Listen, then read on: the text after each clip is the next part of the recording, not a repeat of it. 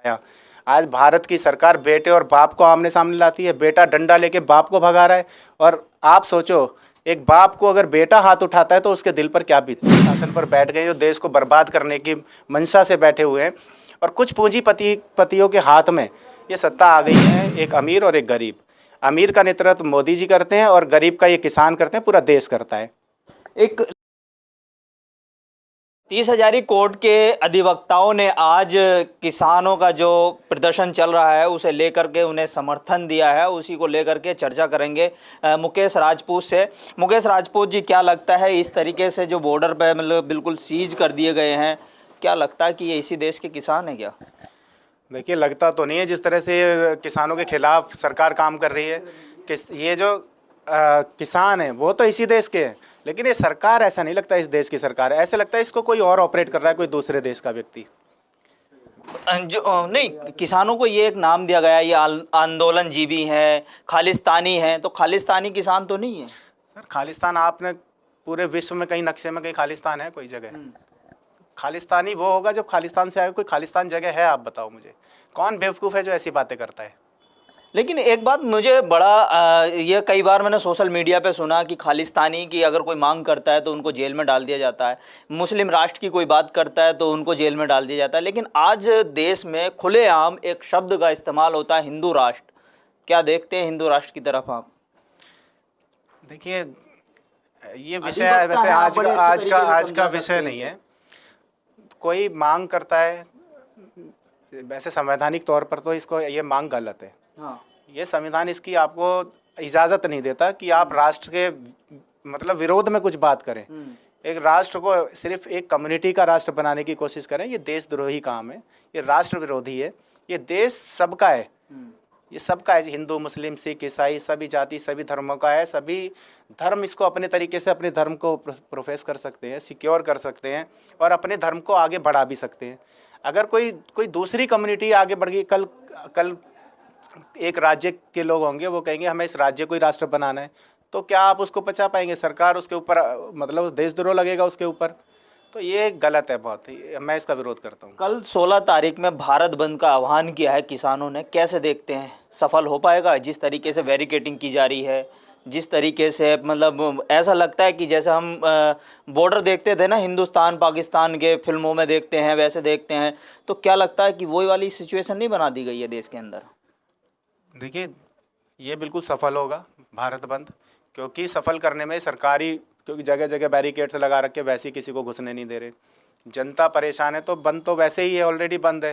तो जो किसानों का आह्वान है भारत बंद करने का, किसानों की आबादी आपको पता है कितनी है?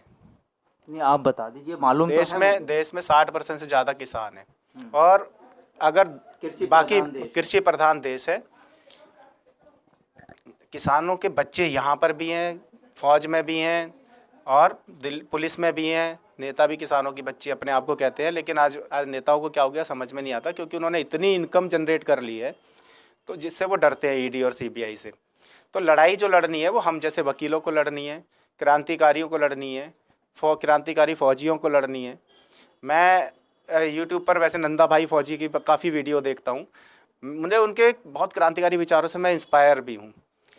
लेकिन नंदा भाई बहुत ही ज़्यादा आक्रामक हैं और जैसी बहुत ज़्यादा क्रांतिकारी हैं, बहुत ऐसे शब्दों को यूज़ करते हैं जिनसे मैं इत्तेफाक नहीं रखता, लेकिन वो इम्प्रेस ज़रूर करते हैं मुझे। अच्छा, ये तो एक बात रही, लेकिन आपने एक जिक्र किया अभी अपनी बात में कि जवान और किसान, हमारे देश में एक नारा लगता था जय जवान जय किसान। आज ये दोनों ही आमने सामने, कैसे देखते हैं सिचुएशन को भारत में? नहीं, ये एक बाप और बेटे की लड़ाई लड़वा दो, ऐसा माहौल है। किसान ने मेहनत कर करके अपने पेट का अन्न छोड़ करके, भूखे रह करके हमारे और आपके पेट में डाला है वो अन्न।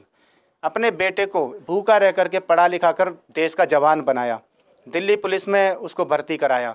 आज भारत की सरकार बेटे और बाप को आमने सामने लाती है, बेटा डंडा लेके बाप को भगा रहा है। और आप सोचो, एक बाप को अगर बेटा हाथ उठाता है तो उसके दिल पर क्या बीतती होगी। क्या लगता है कि जो सपनों का भारत कहा जाता था, आज ये इस सिचुएशन को जो अन्नदाता के नाम से पुकारा जाता है, जिस किसान को, वो किसान अपनी मांगों के लिए, अपनी एमएसपी के लिए दिल्ली आता है और उसको रोक दिया जाता है, कैसे देखते हैं आप इसे? लगता है कि ये सपनों का वो भारत है? नहीं नहीं, आज कोई देश में लोकतंत्र जैसी कोई हालात नज़र नहीं आते हैं, ना ही संविधान के द्वारा इस देश चल रहा है, ऐसा कहीं प्रतीत भी नहीं होता है। ये लोग पता नहीं किस तरह के लोग इस देश के शासन पर बैठ गए, जो देश को बर्बाद करने की मंशा से बैठे हुए हैं, और कुछ पूंजीपतियों के हाथ में ये सत्ता आ गई है। देश के 2% लोगों की तरक्की को ये देश की तरक्की बताते हैं, और देश की 98% आबादी जो बर्बाद हो रही है, वो गरीबी रेखा से नीचे है, उसको ये देश के सामने लाना नहीं चाहते, क्योंकि 98% लोगों से कमा कर ये 2% लोग अपनी, जो इनकी 2000% से ज़्यादा इनकी कमाइयाँ हो गई हैं, वो अपनी कमाई को विश्व में दिखाते हैं कि आज भारत बहुत तरक्की कर रहा है, क्योंकि सिर्फ 2% लोगों की वो कमाई है। बाकी मोदी जी खुद कहते हैं 87 करोड़ लोगों को ये अन्न देते हैं, चावल देते हैं, 4 किलो गेहूं देते हैं। तो जब 87 करोड़ 60% के लगभग आबादी जो इनके दाने पर मोहताज पर है, तो फिर वो देश की तरक्की हो रही है, बर्बाद हो रही है, फिर किसानों से ही मिलता है। तरक्की हो रही है, बर्बाद हो रही है, आप ही समझिए। मोदी जी खुद कहते हैं कि देश में 4 जातियाँ हैं, गरीब, किसान, महिला, नौजवान। ना महिला सुरक्षित है, नौजवान बेरोजगार है, और किसान रोड पर आ रहा है, और ये सभी गरीब हैं। तो कौन सी जाति जो मोदी जी बताते हैं खुश है? देश में 2 जातियां हैं, एक अमीर और एक गरीब। अमीर का नेतृत्व मोदी जी करते हैं, और गरीब का ये किसान करते हैं, पूरा देश करता है। एक लास्ट सवाल मैं आपसे लूँगा। किसी महापुरुष ने कहा था कि जब सड़कें सुनसान हो जाती हैं तो संसद आवारा हो जाती है, तो कहीं किसान यही नारा लेकर तो नहीं आ रहा संसद की तरफ?